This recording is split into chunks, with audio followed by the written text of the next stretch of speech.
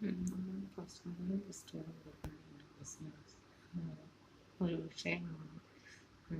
Business studies commerce എന്ന് പറയുന്നത്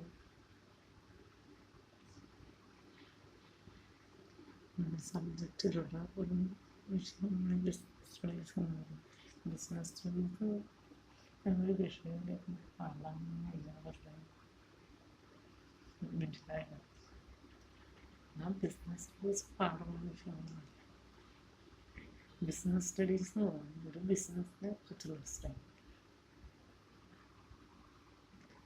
ഇപ്പോൾ ഇൻഷുറൻസ് എന്നും പറയുന്നത് നമുക്ക് ലൈഫ് ഇൻഷുറൻസ് പോളിസി എന്ന് പറയുന്ന ഒരു ബിസിനസ് ഉണ്ട്. അതിനകത്ത് എങ്ങനെയാണ് നമ്മൾ ഇൻഷുറൻസ് പോകുന്നത്, നമുക്ക് എന്തെങ്കിലും അസുഖം വരുമ്പോൾ പൈസ കിട്ടും. ഇനിയിപ്പോൾ അത് ആരുടെ പേരിലാണ് ഇൻഷുറൻസ് എന്ന് വെച്ചാൽ അവർ മരിച്ചു പോയിട്ടുണ്ടെങ്കിൽ, പ്രത്യേകിച്ച് അപകട മരണമാണെങ്കിൽ ഇൻഷുറൻസ് ഇരട്ടി കിട്ടും.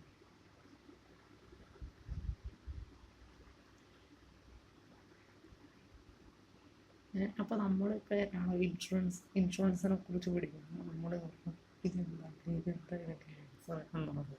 അപ്പോൾ നമ്മൾ ഒരു ബിസിനസ്സായ ലൈഫ് ഇൻഷുറൻസ് പോളിസി LIC എന്നൊരു പദ്ധതി നമ്മൾ ഓർക്കാറില്ല. അതുപോലെ തന്നെ ഒരു പാർട്ട്ണർഷിപ്പ് ബിസിനസ് എന്ന് പറയുന്നത് ഒന്നിൽ കൂടുതൽ ആൾക്കാർ ചേർന്ന് നടത്തുന്നതാണ് പാർട്ട്ണർഷിപ്പ് ബിസിനസ് എന്ന് പറയുന്നത്. ഇപ്പോൾ ഒരു കട എടുക്കുന്നുണ്ടെങ്കിൽ എന്താണ് തുല്യമായി കട 2 പേർ ചേർന്ന് നടത്തണം. അപ്പോൾ അതിൻ്റെ എന്താണ് ബിസിനസ്സിൽ പ്രധാനമായും നമ്മൾ ലാഭം ഉണ്ടാക്കാനാണ് നോക്കുന്നത്. ലാഭം വന്നാലും നഷ്ടം വന്നാലും തുല്യമായി അതിൻ്റെ പങ്ക് വഹിക്കണം. ഇപ്പോൾ ഒരാൾക്കൊരു ബിസിനസ് നടത്തി 10,000 രൂപ കിട്ടിയെങ്കിൽ 5,000 രൂപ ഒരാൾക്ക് 5,000 രൂപ നടത്തിയാൽ 2 പേർ ചേർന്നാണ് നടത്തിയത്. 2 പേർ ചേർന്ന് നടത്തിയപ്പോൾ 10,000 രൂപ കിട്ടിയെങ്കിൽ ഒരാൾക്ക് 5,000, അടുത്തയാൾക്ക് 5,000 തുല്യമായി. ഇപ്പം നഷ്ടമാണെങ്കിലും അതെന്ത് പ്രശ്നം വന്നാലും ആ പാർട്ട്നേഴ്സ് തമ്മിൽ ലാഭമാണെങ്കിലും നഷ്ടമാണ്. ഒരു പ്രശ്നം വന്നാലും ഒരുമിച്ച്.